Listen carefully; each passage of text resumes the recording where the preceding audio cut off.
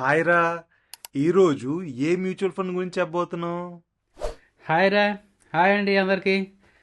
ఇవాళ వీడియోలో large cap mutual fund గురించి చెప్పుకుందాం. ఓకే, కానీ లాస్ట్ వీడియోలో ఎక్కువ మంది స్మాల్ క్యాప్ మ్యూచువల్ ఫండ్స్ గురించి చెప్పమని కామెంట్స్ చేశారు.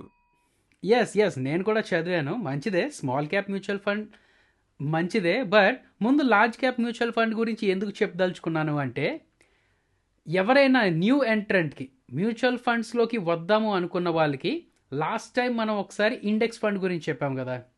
ఆ ఇండెక్స్ ఫండ్ ఒకవేళ వాళ్ళకి నచ్చకపోయినా, లేదంటే ఇండెక్స్ కన్నా ఇంకొంచెం ఎక్కువ రిటర్న్స్ కోసం ఎక్స్పెక్ట్ చేసినా, అలాగని ఎక్కువ రిస్క్ తీసుకునే ఇంట్రెస్ట్ లేకపోయినా సరే, ఈ లార్జ్ క్యాప్ మ్యూచువల్ ఫండ్స్ అనేది ది బెస్ట్ చాయిస్. అండ్ ఇప్పుడు ప్రస్తుత పరిస్థితుల్లో స్మాల్ క్యాప్స్ కన్నా, మిడ్ క్యాప్స్ కన్నా లార్జ్ క్యాప్ స్టాక్స్లో ఎక్కువ మూమెంటం, ఎక్కువ ప్రాఫిట్స్ రావచ్చు అని చెప్పి సిచ్యువేషన్స్ ఉన్నాయి. ఆ సిచ్యువేషన్స్ ఏంటి, ఎక్కువ ఎందుకు ఎక్స్పెక్ట్ చేస్తున్నాము ఏంటి అనేది మెల్లిమెల్లిగా చెప్తాను నేను. సో ఇవాళ వీడియోలో లార్జ్ క్యాప్ మ్యూచువల్ ఫండ్స్ గురించి మాట్లాడుకుందాం. ఓకే కదా? సరేరా, ఎలాగో నువ్వు మా మంచి కోసమే చెప్తావు కదా, సో ఓకేలే. అండ్ ఫ్రెండ్స్, మీరు మా ఛానల్ని కొత్తగా వచ్చినట్టయితే ఈ మ్యూచువల్ ఫండ్ ప్లేలిస్ట్ని అస్సలు మిస్ అవ్వద్దు. అన్ని బెస్ట్ మ్యూచువల్ ఫండ్స్ని ఇక్కడ కవర్ చేసాం మేము. అలాగే మీకు మా వీడియోస్ నచ్చినట్టయితే జస్ట్ ఒక లైక్ చేయండి, షేర్ చేయండి అండ్ సబ్స్క్రైబ్ చేసుకుని బెల్ నోటిఫికేషన్ ఆన్ చేసుకుంటే మా ఏ వీడియోని మీరు మిస్ అవ్వరు. రైట్, మన స్టాక్స్లో మార్కెట్ క్యాప్ అని ఉంటుంది. అంటే ఇప్పుడు ఆ ప్రైస్ ఉంటుంది కదా, ఆ స్టాక్ ట్రేడ్ అవుతున్న ప్రైస్తోని ఎన్ని షేర్స్ అయితే ఉన్నాయో దాన్ని మల్టిప్లై చేస్తే వచ్చేదే మార్కెట్ క్యాప్. ఓకే కదా? నా చాలా పెద్ద కంపెనీ, ఫర్ ఎగ్జాంపుల్ రిలయన్స్ చూస్తే, ఒకసారి మన స్క్రీన్ మీదకి వెళ్దాం. చూడు, రిలయన్స్ ఇండస్ట్రీస్ తాలూకా మార్కెట్ క్యాప్ 20.26 ట్రిలియన్ రూపీస్, అంటే 20 లక్షల కోట్ల రూపాయలు. అర్థమైందా? అది మార్కెట్ క్యాప్. అలాగే టపారియా టూల్స్ అని ఒక స్టాక్ ఉంటుంది, దాని తాలూకా మార్కెట్ క్యాప్ 12 crores మాత్రమే. అది 20 లక్షల కోట్లు, ఇది 12 కోట్లు మాత్రమే. అర్థమైందా? మార్కెట్ క్యాప్ తాలూకా రేంజ్ ఎలా ఉంటుందని అర్థమైంది కదా. నౌ ఉన్న ఈ స్టాక్స్ మొత్తాన్ని మార్కెట్ క్యాప్ని దృష్టిలో పెట్టుకొని లిస్ట్ చేసుకొని వస్తే, అంటే టాప్ మార్కెట్ క్యాప్ని ఫస్ట్ కింద, దాని తర్వాత సెకండ్, దాని తర్వాత థర్డ్, అలా లిస్ట్ చేసుకుంటూ వస్తే ఫస్ట్ ఒకటి ఉంటుంది కదా, ఆ ఫస్ట్ నుంచి 100th వరకు ఉన్న స్టాక్స్ని లార్జ్ క్యాప్స్ అని అంటారు. 100th నుంచి 250th స్టాక్ వరకు ఉన్న వాటిని మిడ్ క్యాప్స్ అని అంటారు. అండ్ 250 ఫస్ట్ నుంచి కింద స్టాక్స్ ఏవైతే ఉన్నాయో అవన్నీ స్మాల్ క్యాప్ స్టాక్స్. ఓకే, అర్థమైంది. కానీ దీనివల్ల ఏ ఇంపాక్ట్ ఉంటుంది? అంటే మార్కెట్ క్యాప్కి స్టాక్తో పర్ఫార్మెన్స్కి ఏమైనా సంబంధం ఉంటుందా? బాగా అడిగేవరా. సి, ఫర్ ఎగ్జాంపుల్ రిలయన్స్ ఉన్నది, అది 20 లక్షల కోట్ల మార్కెట్ క్యాప్ తెచ్చుకుంది అంటే దాని ఉద్దేశం ఏంటి? ఒకటి, ఇన్వెస్టర్స్ అందరూ దాంట్లో ఇంట్రెస్ట్ చూపించారు, నెంబర్ ఆఫ్ షేర్స్ కూడా ఎక్కువ ఉన్నాయి, అంటే ఆ కంపెనీ వెల్ ఎస్టాబ్లిష్డ్. అర్థమైంది కదా? ఒక చిన్న కంపెనీ ఏమైనా చూసుకుంటే అది అంత ఎస్టాబ్లిష్ అయ్యి ఉండదన్నమాట. కొత్తగా ప్లాన్స్ చేసుకుంటూ వస్తుంటుంది, లేదంటే కొత్తగా సమస్యల్ని ఎదుర్కొంటూ వస్తుంటుంది, వాటిని అధిమించుకొని వస్తూ ఉంటుంది. సో నేను అంటుంది ఏంటంటే, రిస్క్ అలాగే ఉంటుంది, అలాగే రిటర్న్స్ కూడా అలాగే ఉంటుంది. బట్ ఈ లార్జ్ క్యాప్ స్టాక్స్లో ఆల్రెడీ ఇవన్నీ బాగా ఎస్టాబ్లిష్ అయిన స్టాక్స్ కాబట్టి ఇందులో రిస్క్ అనేది కొంచెం తక్కువగా ఉంటుందన్నమాట. అండ్ ఈ లార్జ్ క్యాప్కి స్మాల్ క్యాప్కి మధ్యలో ఉన్నవి మిడ్ క్యాప్స్. అంటే ఇవి మిడ్ క్యాప్స్ అంటే ఆల్మోస్ట్ లైక్ లార్జ్ క్యాప్ అంతలా ఎస్టాబ్లిష్ అయిపోయినవే, బట్ మరీ అంతలా కాదనమాట. అర్థమైంది కదా? So to put it simple, small క్యాప్స్లో రిస్క్ అలాగే ఉంటుంది, రివార్డ్స్ అలాగే ఉంటుంది. లార్జ్ క్యాప్స్లో రిస్క్ కొంచెం తక్కువ ఉంటుంది, అలాగే రివార్డ్స్ కూడా కొంచెం తక్కువగానే ఉంటాయి. ఎందుకంటే ఆల్మోస్ట్ బాగా పెరిగిపోయిన స్టాక్స్ కాబట్టి అక్కడి నుంచి మరి, అంటే ఇప్పుడు ఒక కంపెనీ పెట్టారు, ఎవరైనా ప్రోడక్ట్స్ అమ్ముతున్నారు, స్టార్టింగ్ మంత్ ఏంటంటే ఒక 100 మందికి మాత్రమే అమ్మారు అనమాట.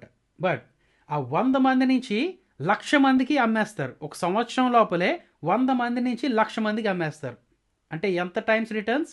1000 టైమ్స్ రిటర్న్స్ వచ్చింది, అంతే కదా. నా ఆ 1 lakh నుంచి మహా అయితే 2 lakh వరకు వెళ్ళగలరు. నెక్స్ట్ ఇయర్లో ఈ 1 lakh నుంచి 2 lakh వరకు వెళ్ళగలరు. సో పెరిగింది 1,00,000 అయినా సరే దాని పర్సంటేజ్ ఆఫ్ రిటర్న్స్ చూసుకుంటే జస్ట్ 100%, డబుల్ అయింది. ఫస్ట్ సిచ్యువేషన్లో 1000 టైమ్స్ అయింది, సెకండ్ సిచ్యువేషన్లో 2 times మాత్రమే అయ్యింది. అర్థమైంది కదా? సో ఈ స్మాల్ క్యాప్ అనేది పెరగడానికి ఎక్కువ స్కోప్ ఉంటుంది in terms of percentage or in terms of times. But ఈ లార్జ్ క్యాప్కి స్కోప్ తక్కువ ఉంటుంది అనమాట. ఓకే. అర్థమైంది. కానీ అలాంటప్పుడు స్మాల్ క్యాప్‌నే సజెస్ట్ చేయొచ్చు కదా! లార్జ్ క్యాప్‌ని ఎందుకు సజెస్ట్ చేస్తున్నావు? రైట్, నీ క్వశ్చన్కి ఆన్సర్ చేయబోతున్నాను ఇప్పుడు. అయితే ఒకసారి మన స్క్రీన్లోకి వెళ్ళిపోతే, మనం ఈటీ మనీలో మ్యూచువల్ ఫండ్స్ని స్క్రీన్ చేస్తున్నాం కదా. ఎక్స్ప్లోర్ మ్యూచువల్ ఫండ్స్లోకి వెళ్ళి లార్జ్ క్యాప్లోకి వెళ్తే చూడు, ఇంచుమించు 29% అలా రిటర్న్స్ వచ్చాయి లాస్ట్ 1 ఇయర్గా చూసుకుంటే. 26, 29 ఆన్ అండ్ యావరేజ్గా 25 to 30 వచ్చాయి అనమాట. బాగానే ఉంది కదా, మంచి రిటర్న్స్ ఏవి. అయితే small caps and mid caps ఎలా రిటర్న్స్ ఇచ్చాయనేది ఒకసారి అది కూడా చూద్దాం. దానికి ఏం చేద్దామంటే మనం కంపేర్ చేద్దాం. ఐసిఐసిఐ ప్రుడెన్షియల్ వాళ్ళ ఫండ్స్తోనే కంపేర్ చేద్దాం. ఐసిఐసిఐ ప్రుడెన్షియల్ వాళ్ళ blue chip fund and ICICI Prudential వాళ్ళ మిడ్ క్యాప్ ఫండ్, దీంతో ఐసిఐసిఐ ప్రుడెన్షియల్ వాళ్ళ స్మాల్ క్యాప్ ఫండ్, అండ్ ఫైనల్గా ఒకసారి ఇండెక్స్ ఫండ్ కూడా చూసేద్దాం. ఓకే కదా, ఐసిఐసిఐ ప్రుడెన్షియల్ చూడు ఇండెక్స్ ఫండ్, దీన్ని కూడా కంపేర్ చేసేద్దాం. మనం ఇప్పుడు ఏం చేస్తున్నాం, ఒకే ఏఎంసీలో ఉన్న large cap fund, mid cap fund, small cap fund and అలాగే ఇండెక్స్ ఫండ్ని కూడా కంపేర్ చేస్తున్నాం. ఓకే కదా, రైట్. ఫస్ట్ ఏంటంటే మనం ఒకసారి ఈ ఫండ్స్ తాలూకా పర్ఫార్మెన్స్ చూద్దాం. లాస్ట్ 1 ఇయర్గా చూసుకుంటే బ్లూ చిప్ ఫండ్ 44% రిటర్న్స్ ఇచ్చింది, mid cap fund 57%, small cap 38% and index fund 34% returns ఇచ్చింది. ఓకే, నేను కూడా ఒప్పుకుంటాను. 1 ఇయర్ డేటా చూడడం కన్నా ఒకసారి లార్జ్ స్కేల్ 5 ఇయర్స్ డేటా చూద్దాం.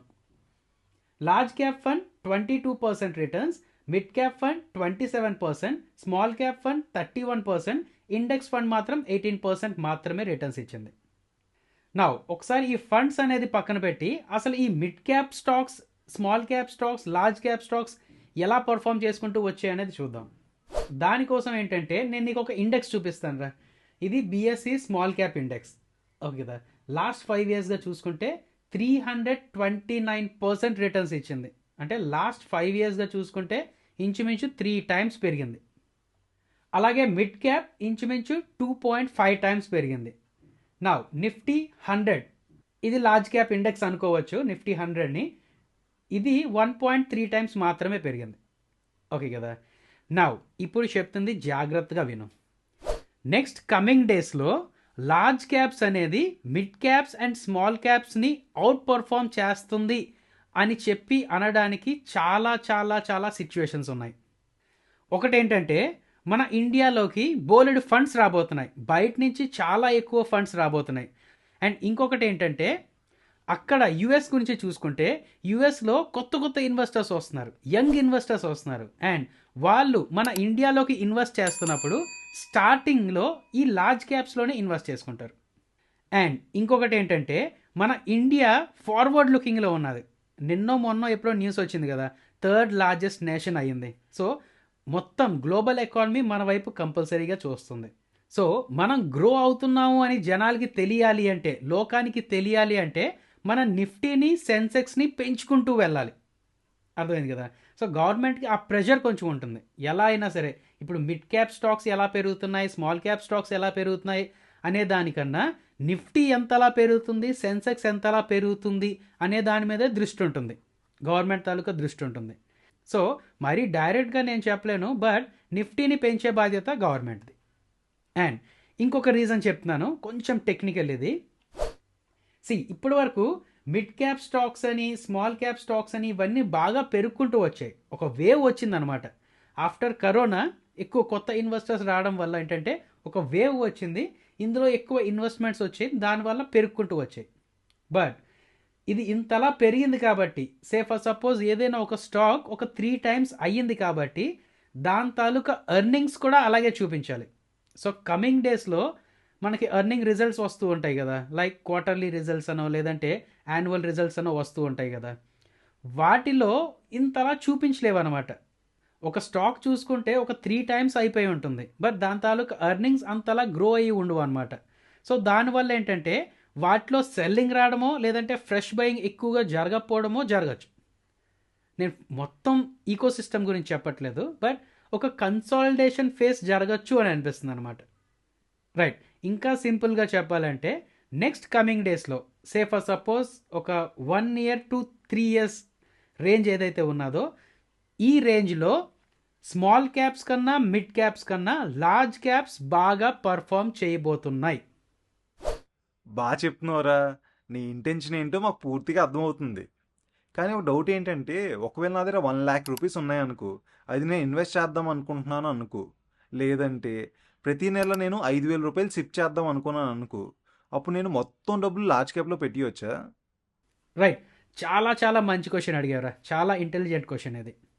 సి, స్టాక్ మార్కెట్ అనే కాదు, మ్యూచువల్ ఫండ్స్ అనే కాదు, ఎక్కడైనా సరే ఇన్వెస్ట్మెంట్ వరల్డ్లో ఏదో ఒక్క దాంట్లోనే నీ ఇన్వెస్ట్మెంట్ మొత్తం ఉండకూడదు, డైవర్సిఫై చేసుకుంటూ ఉండాలన్నమాట.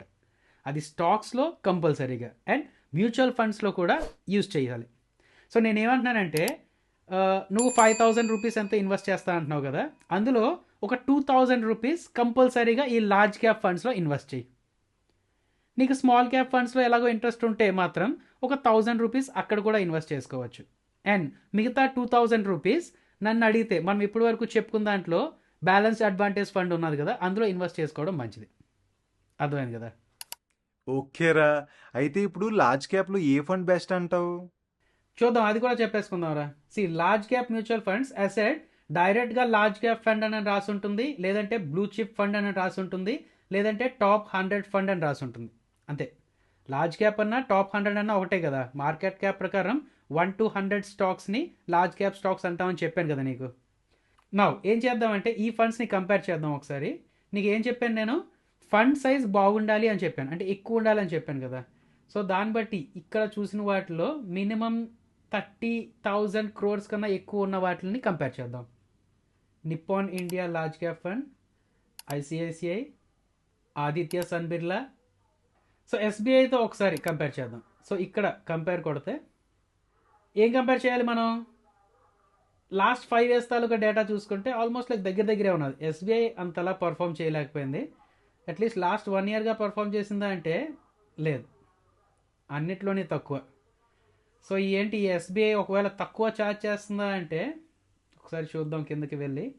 ఎక్స్పెన్స్ రేషియో నిప్పాన్ ఇండియా వాళ్ళు 0.68%, బ్లూ చిప్ ఎస్బీఐ వాళ్ళు 0.8%. సో ఎక్కువ ఛార్జ్ చేస్తున్నారు, అలాగని ఎక్కువ రిటర్న్స్ కూడా ఇవ్వలేకపోతున్నారు. అలాగని దాన్ని తక్కువ పడడానికి లేదండి, రిస్క్ ఎంత తీసుకుంటున్నది అనేది కూడా చూడాలి కదా.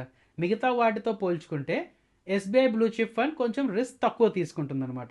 అండ్ ఇంకొకటి ఏంటంటే మీరు ఒకవేళ ఇంకా బాగా ఇంట్రెస్టెడ్గా ఉంటే ఆ ఫండ్ మీద క్లిక్ చేస్తే అవి ఏ ఏ స్టాక్స్లో ఇన్వెస్ట్ చేసుకున్నది అనేది కూడా ఉంటుంది. సీ ఫర్ ఎగ్జాంపుల్ ఈ ఐసిఐసిఐ దాంట్లో డీటెయిల్ పోర్ట్ఫోలియో అనాలిసిస్కి వెళ్తే వీళ్ళు 62 స్టాక్స్లో ఇన్వెస్ట్ చేశారు. టాప్ 10 స్టాక్స్లోనే 50% ఇన్వెస్ట్ చేసేసారు. అర్థమైంది కదా. ఇప్పుడు అదే ఎస్బీఐ బ్లూ చిప్ ఫండ్ చూస్తే అలా కిందకి వెళ్తే ఇందులోని ఈటీ మనీలో కిందకి వెళ్తే డీటెయిల్ పోర్ట్ఫోలియో అనాలిసిస్ ఉంటుంది కదా, ఇక్కడ number of stocks 46 and top 10 స్టాక్స్లో 46% మాత్రమే పెట్టారు, మిగతాది డైవర్సిఫై చేసుకుంటూ వచ్చారు. అర్థమైందా? ఐసిఐసిఐ ప్రుడెన్షియల్ ఫండ్కి ఈ ఎస్బీఐ బ్లూ చిప్ ఫండ్కి డిఫరెన్స్ ఏంటనేది అర్థమైంది కదా. బట్ స్టిల్ ఇప్పటికీ నేను మిగతా అనాలిసిస్ కూడా చేశాను కాబట్టి ఈ ICICI Prudential blue chip fund వల్ల పర్ఫార్మెన్స్ నచ్చింది. ఓకేరా, అర్థమైంది. కాకపోతే మన ఫ్రెండ్స్ చాలామంది అసలు ఎక్స్పెన్స్ రేషియో అంటే ఏంటి, అసలు ఎగ్జిట్ లోడ్ అంటే ఏంటి, ఇలానే కామెంట్ సెక్షన్లో అడుగుతున్నారు. సో దాని గురించి చెప్పా. సి, ఎక్స్పెన్స్ రేషియో అంటే ఏమీ కాదు. సే ఫర్ సపోజ్ ఈ ఐసిఐసిఐ ప్రుడెన్షియల్ వాళ్ళు 0.87% ఛార్జ్ చేస్తున్నారు. అంటే నువ్వు ఒక ₹1,00,000 ఇందులోకి ట్రాన్స్ఫర్ చేస్తే లక్షలో 0.87% అంటే ₹770 నీకు ఎక్స్పెన్స్ కింద ఛార్జ్ అవుతుంది. అర్థమైంది కదా. ఎగ్జిట్ లోడ్ అంటే అర్థం ఏంటంటే సే ఫర్ సపోజ్ నువ్వు ఇవాళ ఇన్వెస్ట్ చేసుకొని ఒక సంవత్సరం తర్వాత రీడీమ్ చేద్దామన్నావు అనుకో, అంటే సెల్ చేద్దామన్నావు అనుకో, ఆ టైంలో నీకు ఏమైనా ఎక్స్ట్రా ఛార్జ్ అవుతుందా? ఇది చూడు 1% ఉన్నా సరే నో మోర్లోకి వెళ్తే నీకు అర్థమవుతుంది. Exit load of 1% if redeemed within 1 year. అర్థమైందా? ఒక సంవత్సరం లోపలే నువ్వు సెల్ చేసేస్తే దాని తాలూకా ఎగ్జిట్ లోడ్ 1%. అలా కాకుండా సంవత్సరం తర్వాత నువ్వు లాంగ్ టర్మ్కి ఇన్వెస్ట్ చేసుకుంటున్నావు అనుకో, ఒక 2 years 3 years అంతేందుకు 365 days కాకుండా 366th డేకి నువ్వు ఎగ్జిట్ అయినా సరే ఈ 1% నీకు ఎగ్జిట్ లోడ్ పడదు.